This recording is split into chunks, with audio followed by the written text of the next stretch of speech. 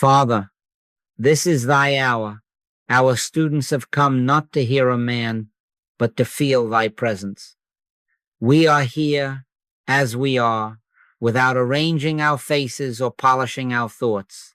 There are days when the heart feels shut down, when the mind is so crowded that even prayer seems an effort and scripture lines blur before our eyes.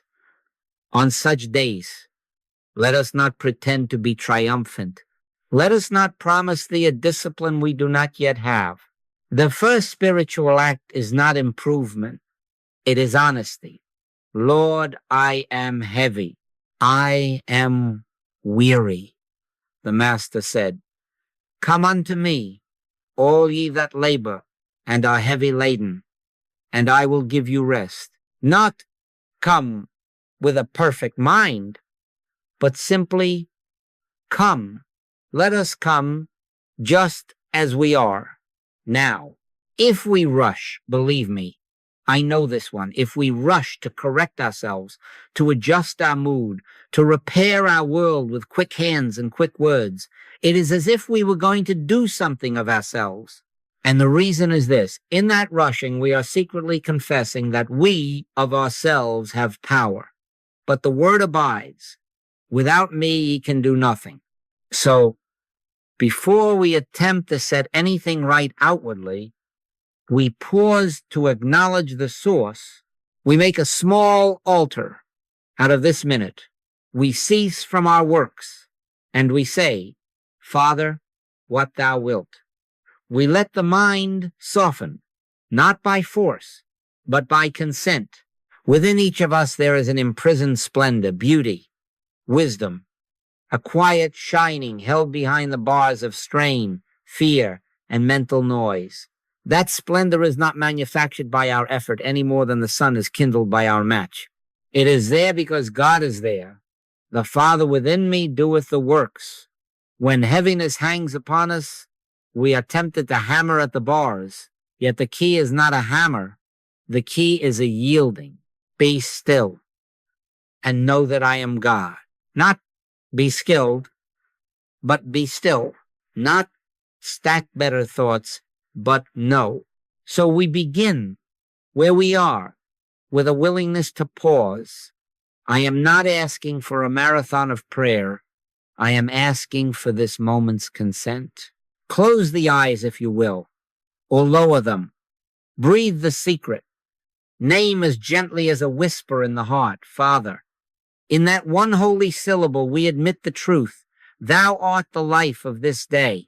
Thou art the mind that thinks me. If thou, Lord, shouldest mark iniquities, O Lord, who shall stand? But there is forgiveness with thee, and there is sufficiency. My grace is sufficient for thee. Hear that as present truth, not as yesterday's memory. Let it rest upon you like warm light. Thy grace is my sufficiency in all things. Let it say itself through you until effort falls away and assurance arises. Do not argue with your heaviness. Name it and lay it down.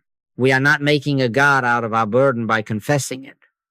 We are bringing it into the presence that dissolves idols. Tell the Father what you fear, where you ache, and then stop talking. Wait. Not long, just enough to turn over the government of this very breath. In that stillness, something happens that our language cannot quite measure. A loosening, a tender shift, a mercy. Sometimes it is only a thread of quiet, but it is the kingdom's thread. Grace is not a theory. Grace is God acting as the life of you here and now. When room is made, grace appears softly, yes, but unmistakably, like dawn seeping through shutters. And so we admit, and we pause, and we yield the hour back to its rightful owner. Beloved, begin here. Begin exactly where you are. Stop trying to shine the sun. Open the window. The imprisoned splendor knows its own way out. Now, let us make this exceedingly simple, practical, and immediate.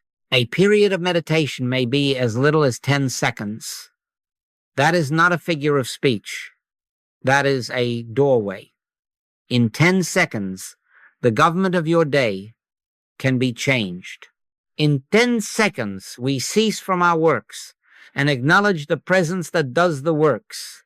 The scripture says, in all thy ways, acknowledge him, and he shall direct thy paths. Not in all thy hours, not in long eloquence, in all thy ways. Before the phone call, before the message is sent, at the sink, at a red light, standing at the threshold of a room, 10 seconds to turn within and bow. Stop. Breathe. Become still. Make no move without acknowledging him. Let the inner voice speak in few words. Father, this is thy day. I can of mine own self do nothing. The Father within me doeth the works. If you like, add the promise.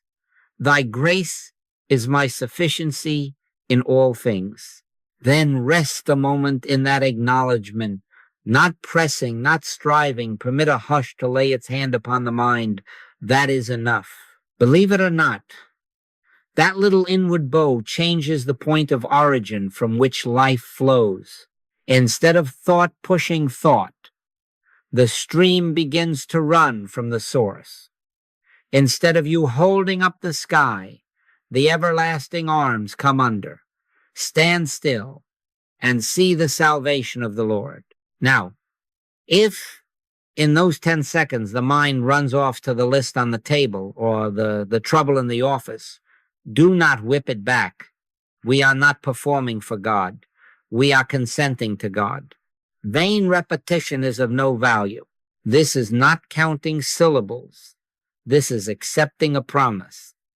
So when the mind wanders, gently return, not to words, but to willingness. Father, thou, again and again, without shame, thou wilt keep him in perfect peace, whose mind is stayed on thee. Stayed does not mean frozen. It means return. So return softly, often, and without scolding. The inner meaning of the pause is simple. It is a refusal to live by self-sufficiency. It is the soul's curtsy to its true king. When you say within, Father, this is thy day, you hand back the government you have been clutching. The scepter changes hands. In returning and rest shall ye be saved. In quietness and in confidence shall be your strength. Do you see? The strength is not in the length of the silence, but in the transfer of trust. 10 honest seconds of yielded trust do more than 10 anxious minutes of strained thought. You may feel nothing at all, or you may feel the lightest loosening. Either is holy. The point is not sensation. The point is consent. 10 seconds here, 10 seconds there, and a different climate begins to form within you. The bars that strain has built, worry, hurry, self-importance begin to soften. The imprisoned splendor finds a crack, just a hairline at first, through which it can scent the air and begin to press outward. We are not prying it open. We are standing aside. We are not summoning God. We are making room. So I say again, in the manner of a liturgy, you can carry into the marketplace. Stop. Breathe. Become still. Make no move without acknowledging him. Father, this is thy day. Thou art the life of this moment. Without thee, I can do nothing. Then be silent. Let those 10 seconds belong wholly to God. If there is a next thing to do, it will soon be clear enough. If there is a next word to say, it will rise without pressure. If nothing presents itself, do not be afraid of the emptiness. The emptiness is the manger in which grace appears. Try it now inwardly, even while we sit together. 10 seconds, Father. A breath. Thy grace is sufficient. A breath. Not my will, but thine be done. Then quiet. That is all. And that, beloved, is the first room made ready for the indwelling presence to govern the hour. Now, in that hush, let us look gently upon what presses the heart. We are not here to dramatize. We are here to tell the truth before God. What is the weight fatigue that makes the limbs heavy? Dread that sits on the chest? Grief that wakes at 4 a.m? Resentment that tightens the jaw? A financial fear that hums under every conversation? A loneliness that darkens the corners of the room? Name it simply and without embroidery. Father, today the word is fatigue. Today the word is dread. Today the word is money fear. That is all. We put a label on the bundle so it may be placed on the altar. Cast thy burden upon the Lord, and he shall sustain thee. Not cast thy dramatization, but thy burden. Name it, and then be still. There is a difference between acknowledgement and worship.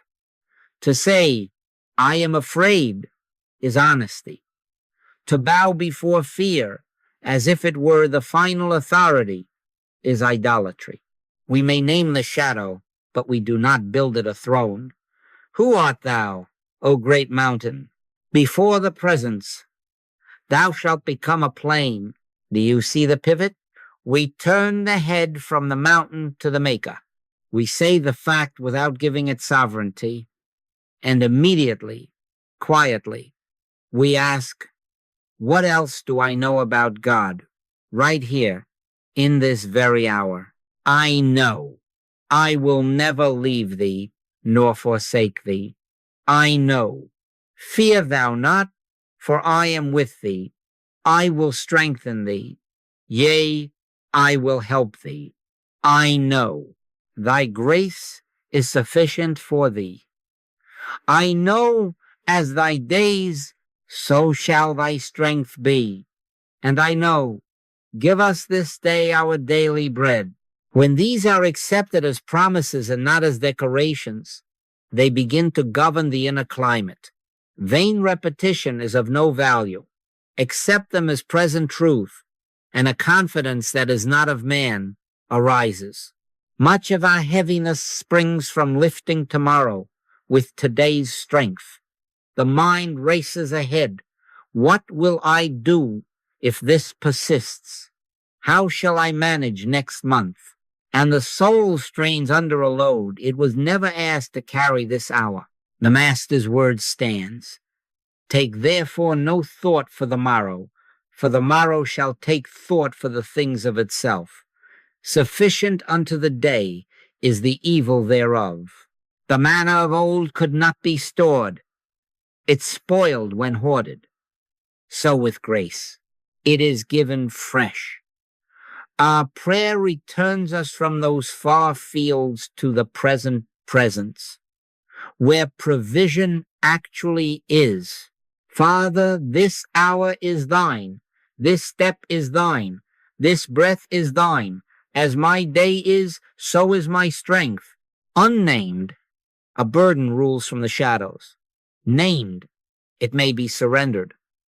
The light shineth in darkness, and the darkness comprehended it not. To bring a fear into the light is not to magnify it, but to expose it to the government it cannot endure. So we practice a quiet inventory. One word, not a saga. We refuse the mind's taste for elaboration. We decline the inner theater. We simply hold the bundle up. This, Father. And then we pivot to the promise. What else do I know about God here? And we listen. Believe me, I have sat at a desk with a stack of letters and felt the old dread climb the spine. I have said inwardly, Father, the word is dread, and then fallen silent, just 10 honest seconds of stillness. Into that slight emptiness, There came no speech, only a steadying. I am with thee. The letters were the same, but the climate had changed.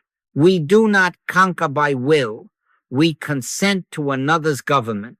The Father within me doeth the works. So do this now, softly. Name the weight with one word. Refuse to make it a god. Ask the holy question. What else do I know about God here? Let a promise rise and be accepted. Thy grace is my sufficiency in all things.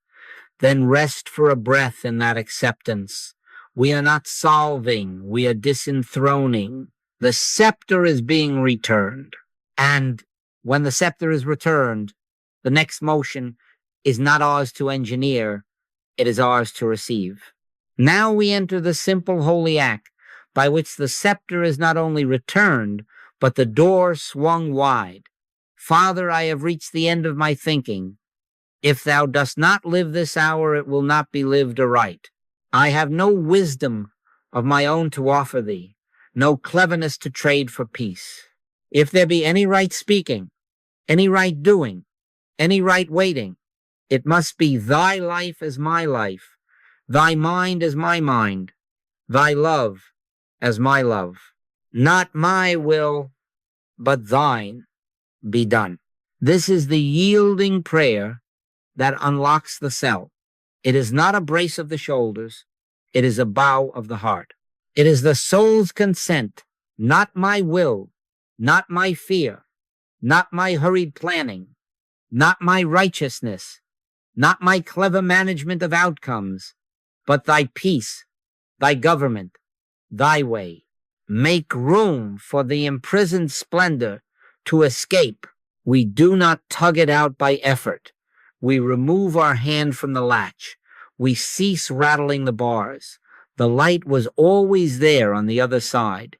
In stillness, the key turns of itself, for surrender is the key. Do not mistake this yielding for passivity.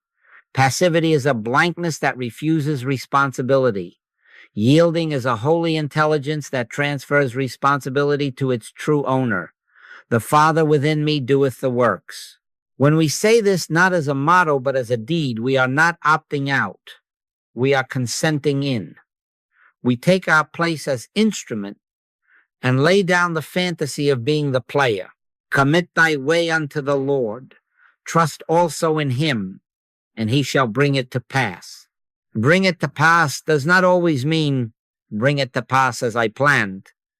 It means the rightness of God will begin to govern the hour. How do we practice this in the body? In the very fibers that have been taught to clutch and scheme. We speak the prayer quietly, then we let the breath soften by a fraction, and we notice the throne exchange. Sometimes there comes nothing more spectacular than a loosening beneath the breastbone. Sometimes a heat like the gentlest sun on winter glass. Sometimes only silence, and that silence, oddly, is full.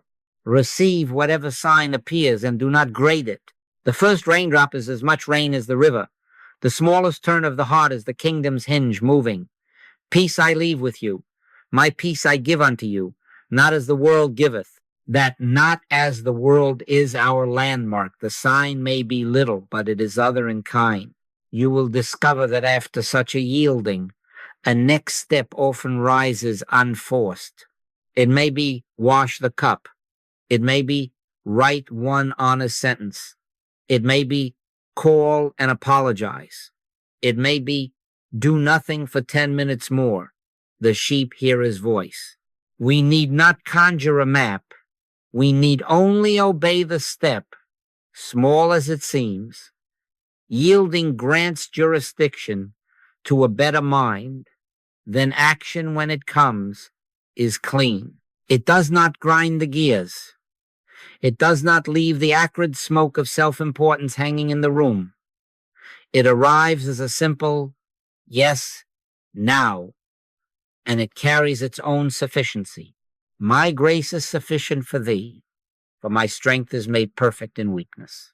Accept that as present tense. Sufficient now. Let us do it together. even here. Bow the head of thought. Say within, with all the honesty you can muster, Father, I have reached the end of my thinking.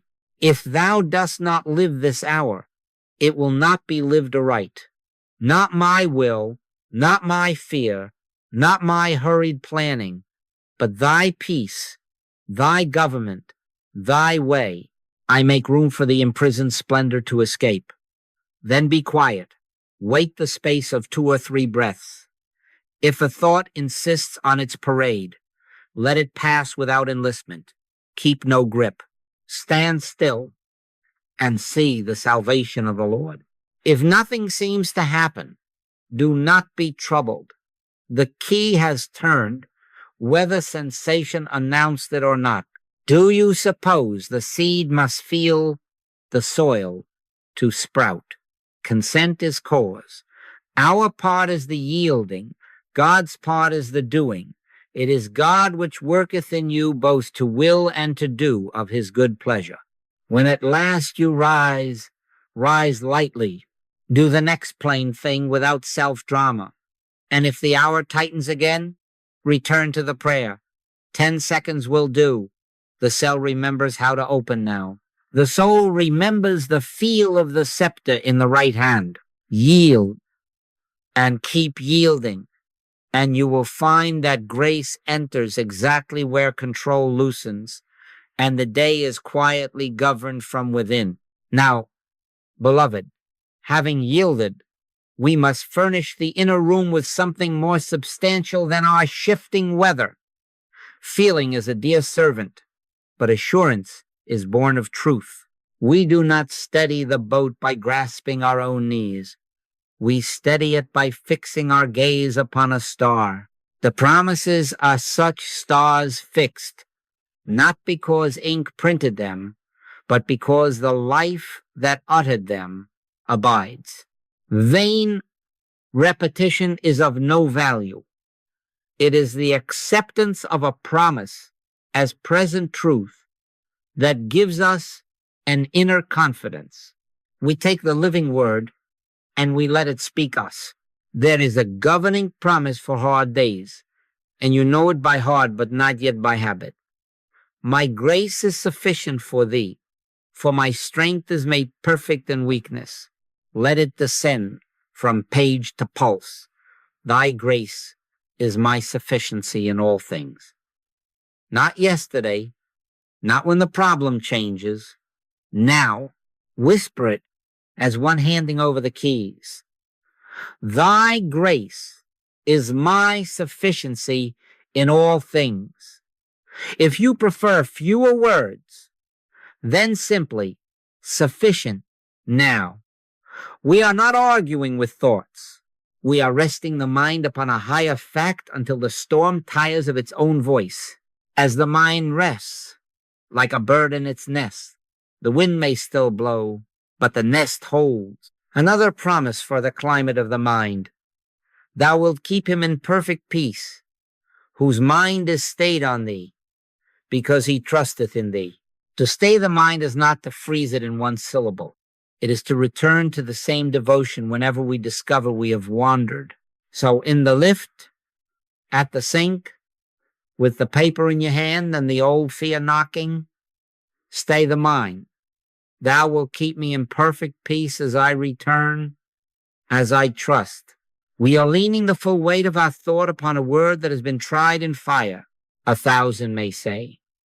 But my nerves, but my record, but my news, and the promise answers each but with thou wilt. The government is his. How do we use a promise rightly? We do not sling it at the mind like a stone at a dog. We do not chant it to drown out a contrary noise.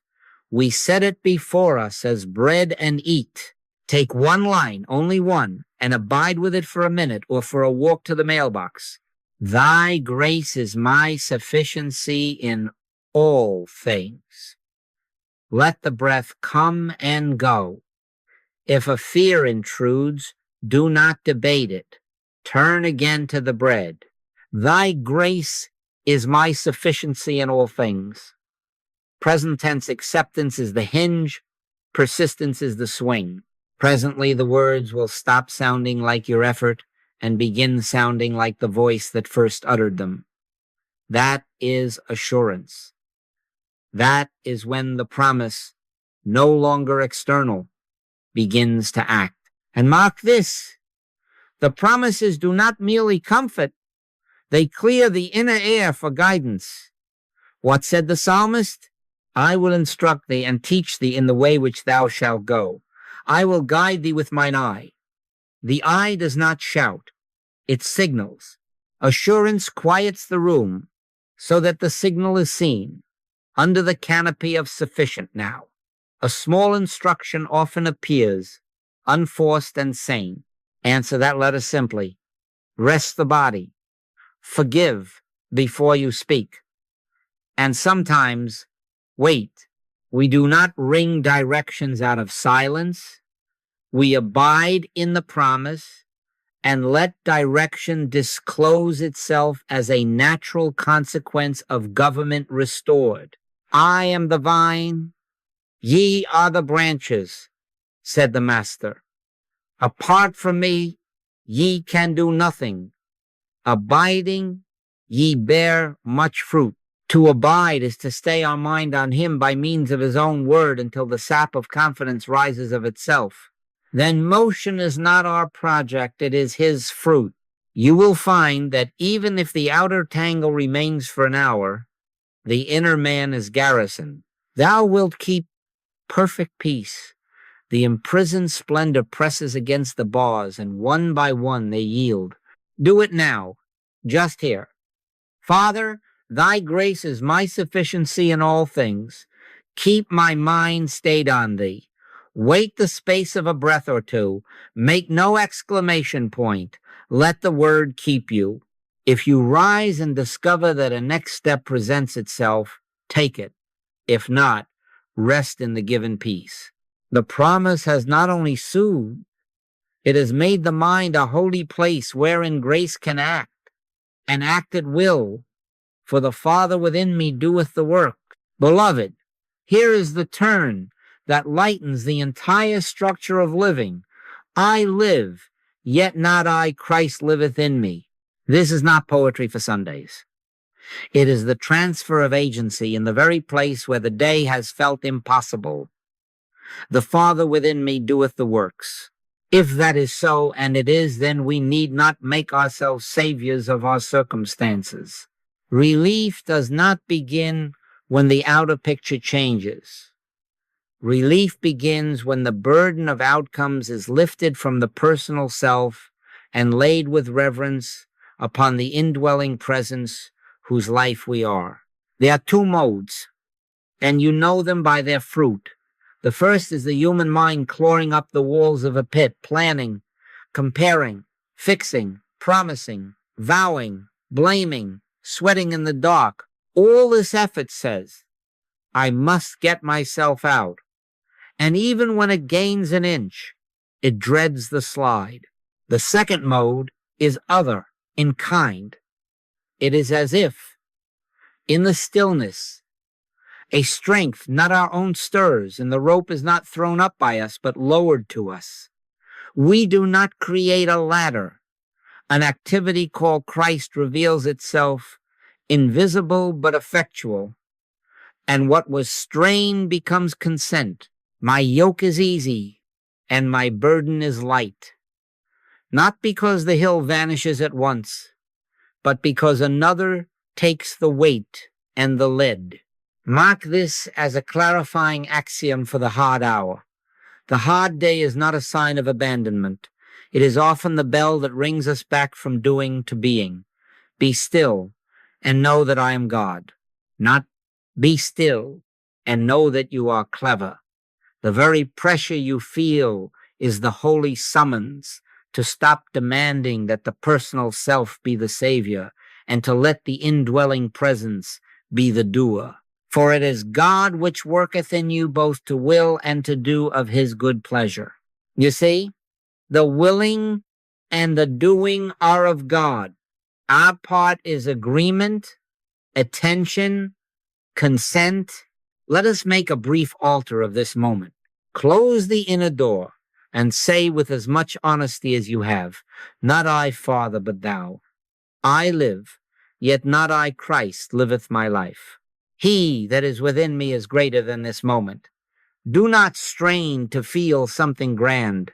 Feel, if only faintly, that the greater one is here.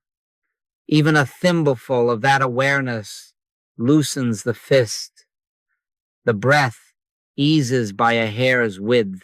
The mind ceases its scraping at the wall. A quiet knowing arrives. I do not have to run this hour. The government is on his shoulder. Scripture does not flatter our self-importance. It frees us from it. By the grace of God, I am what I am, and his grace which was bestowed upon me was not in vain, yet not I, but the grace of God which was with me. Paul had learning and zeal enough to build empires of self-effort. He counted them lost to gain this secret, yet not I. That refrain is the pivot of our own day. Whisper it in the kitchen, at the desk, in the car park, yet not I. Then add the promise. Thy grace is my sufficiency in all things. Stay there, 10 seconds. Let the rope be felt in the hand. If the presence is the doer, what then is our work? Our work is to keep the window unlatched. Our work is to return softly, frequently, with no parade to that inner consent, 2 or 3 times a day, and a dozen little times between pause and acknowledge, Father, thou make no move, at least without that bow. You are not adding magic to your plans. You are yielding the hour to its rightful life.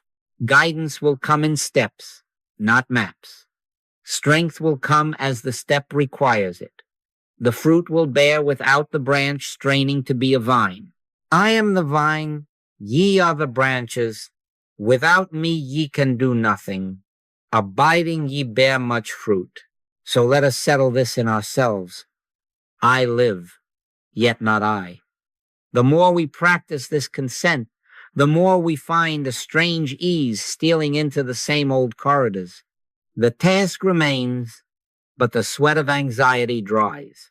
The next word comes without the heat of self-importance. And if you forget and find yourself again clawing the wall, do not scold. Return. 10 seconds will do. Not I, but Christ. Thy grace is sufficient now. Then wait the space of a breath. The inner government resumes, and the day, surprised by a quiet hand upon the helm, steadies. Now let us not speak about it only. Let us enter it together. Be where you are. Make an altar of this chair, this room, this breath. We are not reaching out. We are yielding in. Be still and know that I am God. Very gently, relax the forehead. Let the skin above the eyes grow soft, as though a hand smoothed it with oil. Unclench the jaw. Let the teeth part a hair's width. Let the tongue rest quiet. Drop the shoulders an inch. Soften the stomach, as if you set down a small, needless weight. Place the hands open or easy where they can forget themselves. Let the breath be gentle and natural, coming and going without your supervision. In quietness and in confidence shall be your strength. Now, within, speak simply, Father, reveal thyself. Speak the word in the silence. Let thy peace be established. Not with strain, not with theater, just the plain invitation of a child. Father, thou, we make room. We do not make God. The Father within me doeth the works. Let thoughts parade if they must. Do not argue. Do not resist. Do not enlist. If a memory flares, bless it and let it pass. If a worry tugs at the sleeve, Acknowledge it without bowing to it. As clouds pass over the still lake, let these pass. Return to the single point presence. Father, reveal thyself. Speak the word in the silence. Let thy peace be established. If there is a sensation in the chest or the throat, do not meddle. Allow. The still water clears itself when we cease stirring it. For a few breaths, do nothing more than consent. Be the branch abiding, not the branch striving to be a vine. I am the vine, ye are the branches. Without me ye can do nothing. With each outbreath, as you are able, set down a small claim of self. Not my solving, not my timing, not my righteousness. With each in-breath, as it comes, receive what is always given, thy grace sufficient now, thy peace governing now. Now ask, without manufacturing an answer, Lord, what wouldst thou have me do? Speak, Lord, for thy servant heareth. Then be silent. Wait the space of 2 or 3 breaths. We are not hunting a voice. We are consenting to government. If no word comes, let no anxiety rise. A lamp unto my feet and a light unto my path is a lamp for the next step, not a map for the whole road. If a simple motion appears, stand, write 1 line, wash the cup, apologize, rest, hold it lightly, and let it season the heart. If nothing appears, rest in the given peace. The Lord is my shepherd, I shall not want. Return again, softly, to the point. Father, reveal thyself. Speak the word in the silence. Let thy peace be established. Do not grade the stillness. Dry or sweet, distracted or clear, the measure is not sensation but consent. My peace I give unto you, not as the world giveth, that not as the world is this quiet government replacing inner noise. Even now, notice if there is the slightest easing under the breastbone, a slackening in the jaw, a gentler swing of breath. Take it as witness, not as a prize. Stand still and see the salvation of the Lord. Let us tarry a moment more. If a fear returns, place it on the altar without speech, this Father, and come back to presence. If a promise has been alive to you today, lay it in the heart like bread. Thou wilt keep him in perfect peace, whose mind is stayed on thee.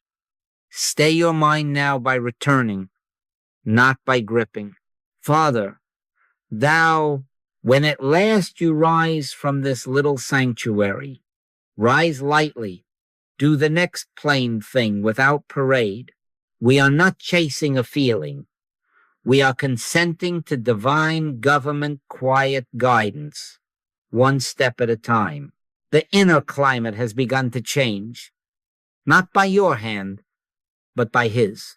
It is God which worketh in you both to will and to do of his good pleasure.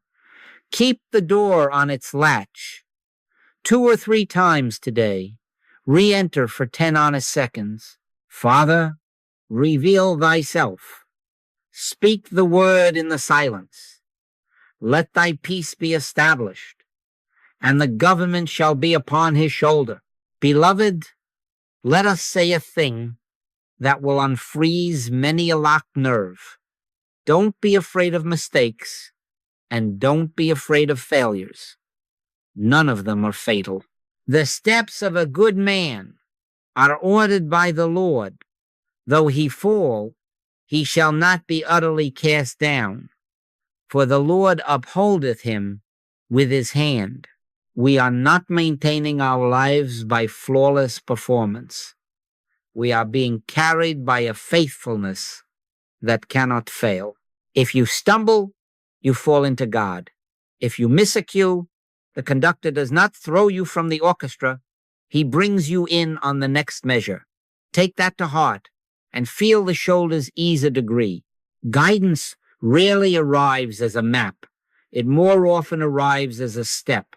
Thy word is a lamp unto my feet and a light unto my path. A lamp to the feet, not a searchlight for the horizon. The Spirit's way is sufficiency in motion. One quiet nudge, make the call. Rest the body, apologize, take a walk, postpone that decision till morning. The mind protests, but I need the whole plan to feel safe. The Spirit answers, you need my sufficiency to take the next right step. Trust in the Lord with all thine heart, and lean not unto thine own understanding. He shall direct thy paths. Paths are directed by steps taken in trust, not by blueprints admired in fear. Beware the theater of certainty your mind would sell you. It promises safety by omniscience. What if, until your strength leaks away before you have lifted a finger. Vain repetition is of no value there either. It is not a mantra of control that steadies us, but a present acceptance of government. So we keep to our liturgy, a brief pause, a yielded heart, a living promise. Then we obey the small instruction that rises, even if it looks foolish to the committee of our anxieties. My sheep hear my voice. It is the hearing and the doing of that simple word that makes trust experiential. Let me confess a thing for your courage. Years ago, with a full day's schedule and much pressure to appear competent, the inner nudge came. Postpone the evening meeting. It seemed foolish. People had traveled. Arrangements were set. I tried to outrun the nudge with reasons, but the word would not leave, so I bowed within and obeyed. That night a letter arrived by late post news that required a change of subject entirely. Had we met, we would have walked an hour in the wrong field and sown confusion. The next evening, the talk ripened of itself, and those present said, it felt as if the wind itself were speaking. The Father within me doeth the works. And again, for your comfort. Another time I acted without that pause, pressed send on a letter that should have waited. The result? A small mess, a bruise to pride, and then a return to the altar. Father, I missed the step. Even this was not fatal. It became instruction. I learned to wait those 10 honest seconds. All things work together for good to them that love God. The love of God here is not sentiment. It is our willingness to acknowledge him in our ways. If you miss, acknowledge and return. Grace does not rub your nose in yesterday. Grace is sufficient now. So be of good courage. And he shall strengthen your heart, all ye that hope in the Lord. The just man falleth 7 times and riseth up again. Rise by the same simple means. Pause, yield, accept the living promise, and take the next step you have. Make no move, at least without acknowledging it. If the step is to be still, be still. If the step is to speak, speak without embroidery. If the step is to humble yourself, let it be quick and clean. Obedience is how guidance proves itself in the earth of your day. And here is the quiet bridge to our next work. The surest way to keep the channel open is to let what you receive flow outward. You need not hoard the little piece you taste. Let it color your tone to the grocer, your patience with the child, your willingness to forgive the old debt. What have you in the house? A kind word, a true sentence, a listening ear. Break and divide. As love and truth begin to flow out, you will discover that the inner storehouse is no cistern to be guarded, but a spring to be trusted, and the imprisoned splendor finding outlet becomes supply. Beloved, on a hard day, the mind asks, what can I get to feel safe? Spirit asks a different question. What have you in the house? Do not answer too quickly. Nothing, the widow said. Thine handmaid hath not anything in the house save a pot of oil. A pot of oil was enough. It became a river when the vessels were opened. Even on your heavy day, there is a pot of oil. A true sentence is oil. A quiet blessing is oil.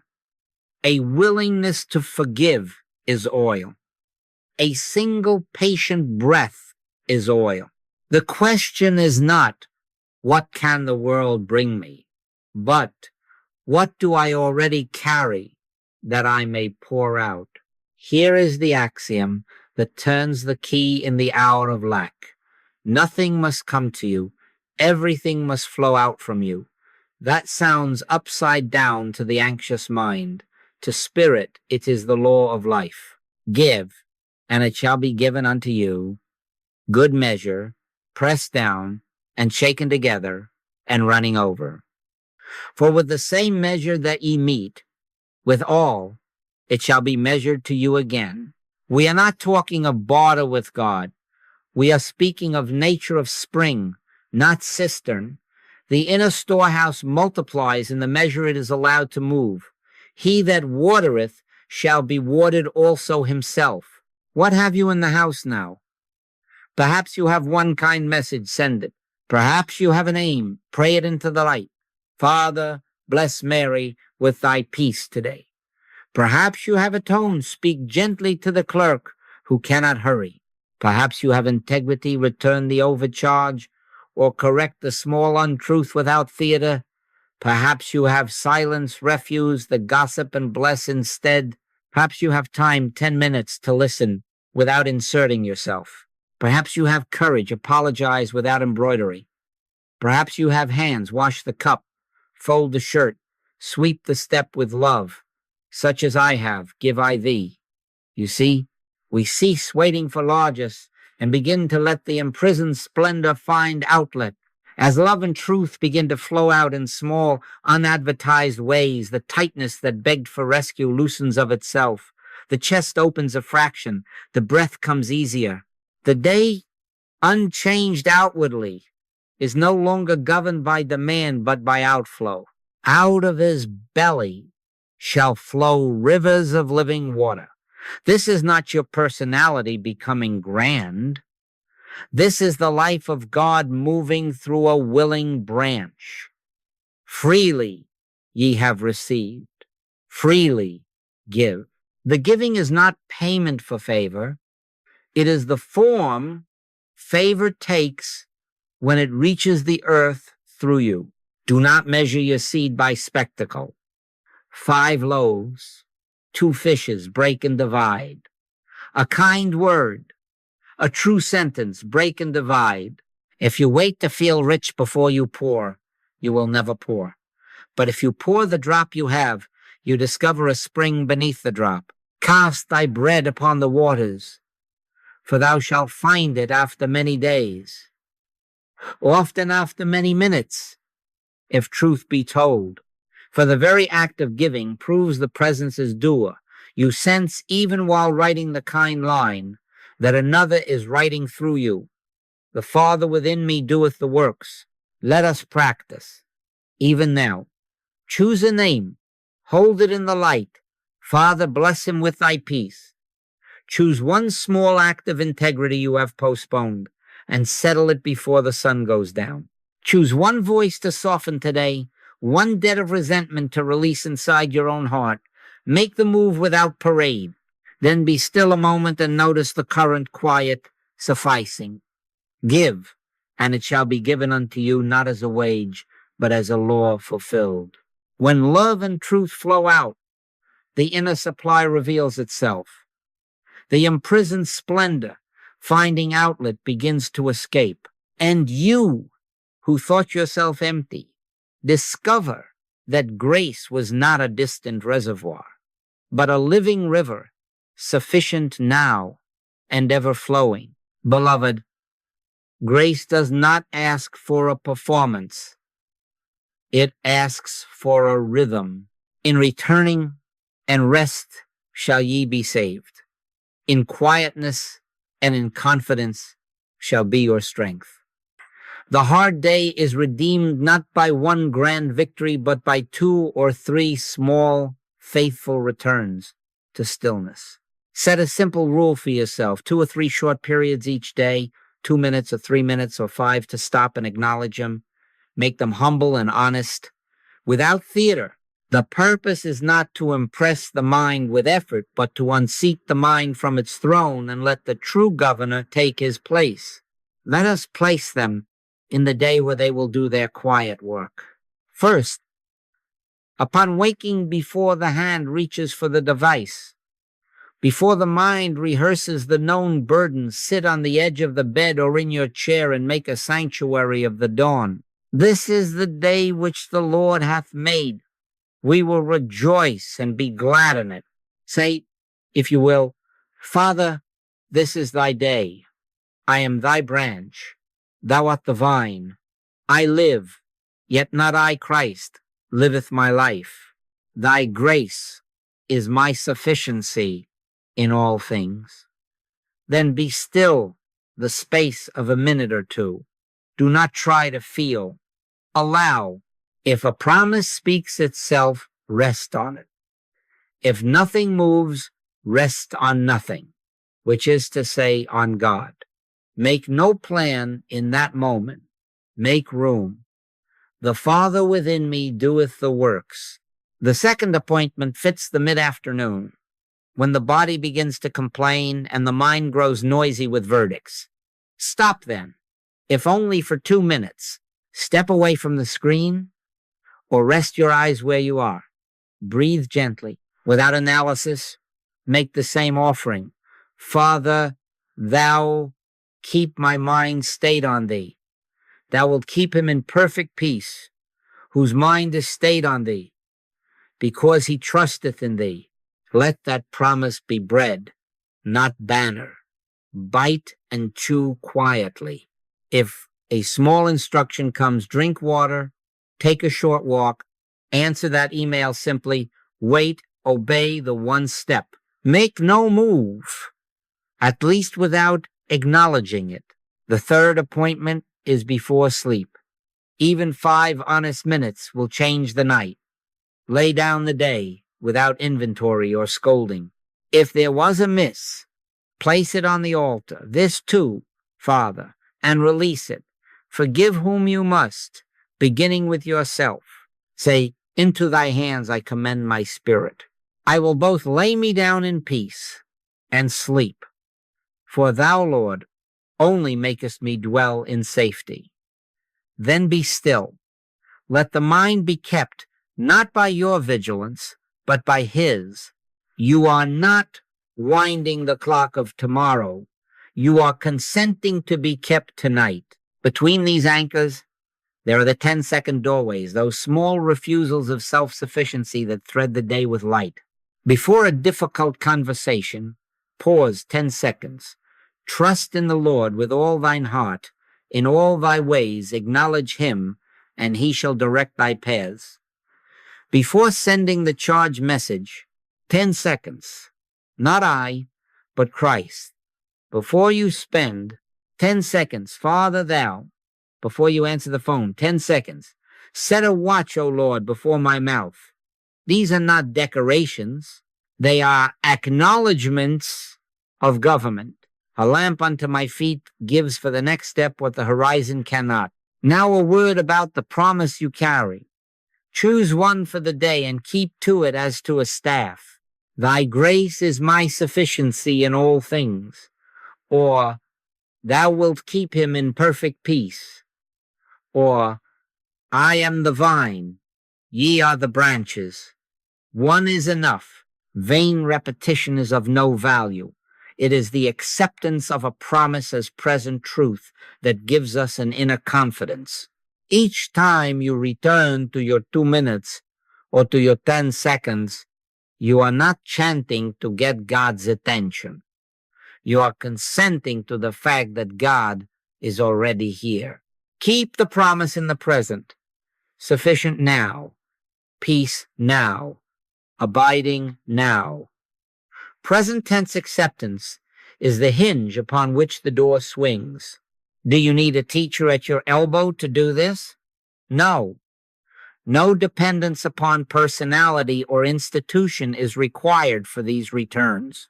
Your room, your breath, your honest consent, these are enough. It was never the outer arrangement that saved a day.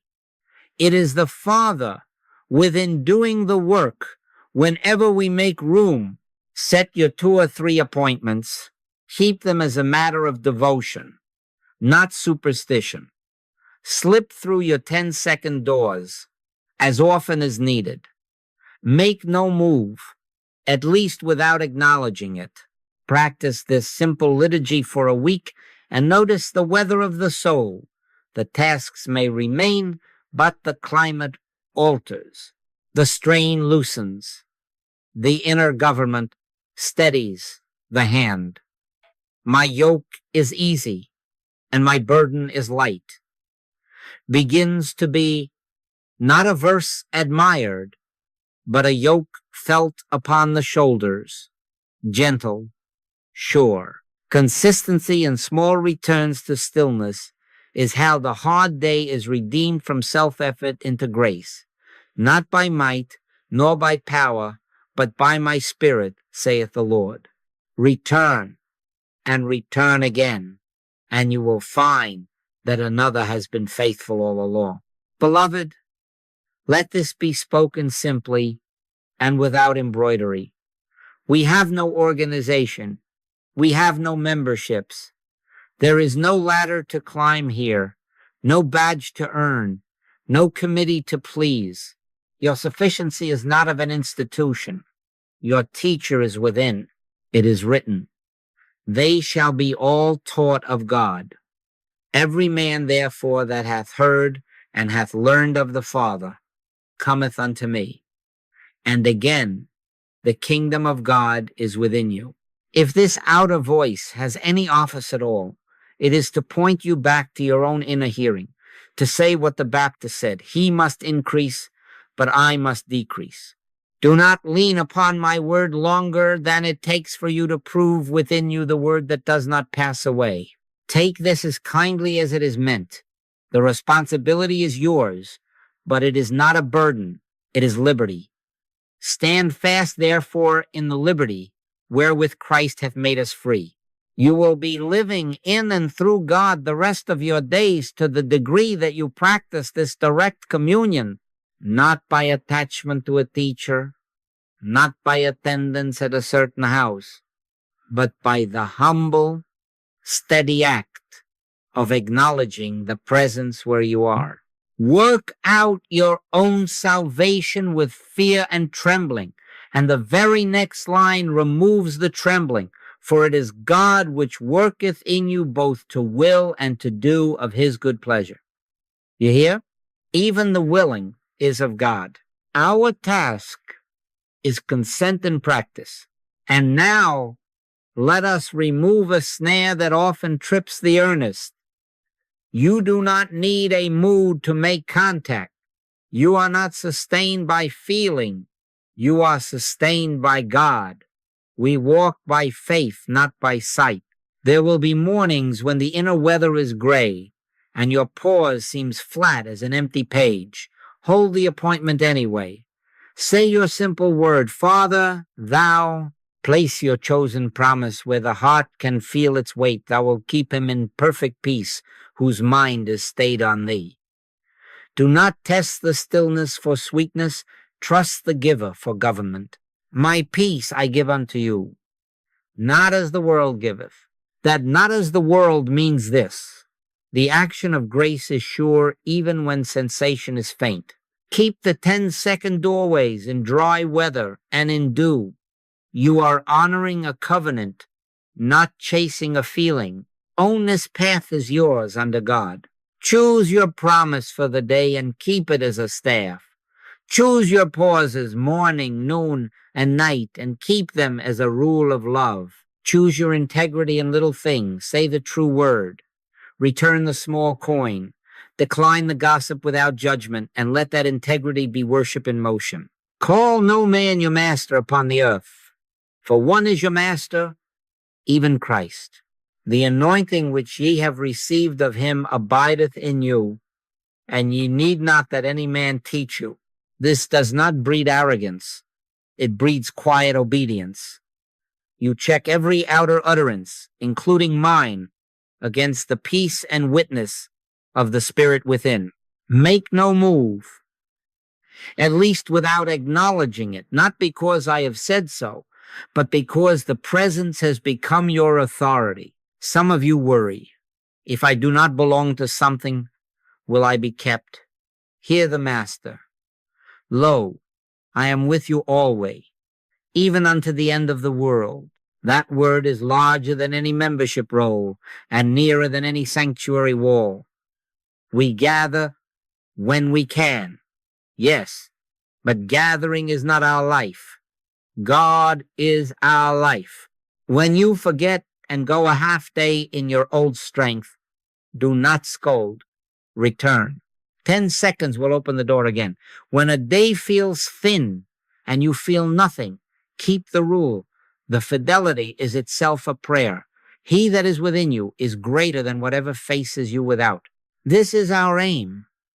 Not an emotional height, but a governed life, quietly, steadily, without trumpet. A lamp unto your feet, step by step. A yoke that fits and does not chafe. The branch abiding through sun and through cloud, bearing fruit because of the vine, not because of strain. Take your liberty in God and keep it by these small obediences. You will find that the days, still full of their tasks, are held from within by an invisible strength, and grace which is sufficient now will prove sufficient again tomorrow. Beloved, we have walked together through the simple way. We began where we were, no polish, no pose, just the honest admission of heaviness and the willingness to stop striving. We opened the 10-second doorway and refused self-sufficiency. We named the burden, but we would not crown it God. We made room. We yielded the reins to the Father within. We took the promises not as ornaments but as bread. My grace is sufficient for thee. And we let the indwelling presence be the doer. I live, yet not I, but Christ liveth in me. Then we let love and truth flow out in small obediences and discovered that supply is a spring, not a cistern. That is the ark, and it is the way we will walk again tomorrow. Now hear this with the sobriety of those who mean to practice. There are no shortcuts. There are no easy paths. It will be to you, according to your devotion, 2 or 3 small returns to stillness, the brief refusals of hurry, the quiet assent to a living promise, the next step taken without theater. Work out your own salvation with fear and trembling. For it is God which worketh in you both to will and to do of his good pleasure. You are not asked for heroics. You are asked for consent. You are not asked to fix the day. You are asked to yield the day again and again into faithful hands. So we close not with argument, but with prayer. Father, take this day, govern this mind, establish thy peace. Let thy grace be sufficient. Be unto us a wall of fire round about, and the glory in the midst. Keep our minds stayed on thee, that thou mayest keep us in perfect peace. Set a watch, O Lord, before our mouth. Keep the door of our lips. Order our steps in thy word. Let not any iniquity have dominion over us. We confess with the heart and not merely the lips. Without thee we can do nothing. With thee all things required of this day are already fulfilled in thy sufficiency. Let there be no condemning voice within. If we falter, we fall into God. If we forget, we return. Be still and know that I am God. In that stillness, thou speakest not as thunder to crush, but as a lamp unto our feet. Thy word is present. Thy promise is present. Thy government is present. Christ in you, the hope of glory, is not a far-off star, but the light in this very room, a waiting room. He that is in you is greater than he that is in the world, not by might, nor by power, but by my spirit, saith the Lord. And now a small obedience before we part. Before you rise from this moment, take 1 10-second pause and place the whole of your concern on the altar. Say within, without strain, thy will be done. Wait the length of a breath or two. Do not reach, receive. Let the heart answer softly, Amen. Then rise and do the next plain thing, gently and without parade. Go with this assurance. The imprisoned splendor is not far away. It is within, pressing for outlet. Make room and it will find its way. Keep your little rule. Keep your one promise living. Keep your consent tender. Morning by morning, new mercies we see. When you wake again, begin where you are, pause, yield, accept the living word, and let love flow out. Father, take this day, govern this mind, establish thy peace. Let thy grace be sufficient. And when evening comes, if we have missed or we have obeyed, we return the same. Thy will be done. Thus grace becomes life in us, not once, but repeatedly, one quiet consent at a time. Amen.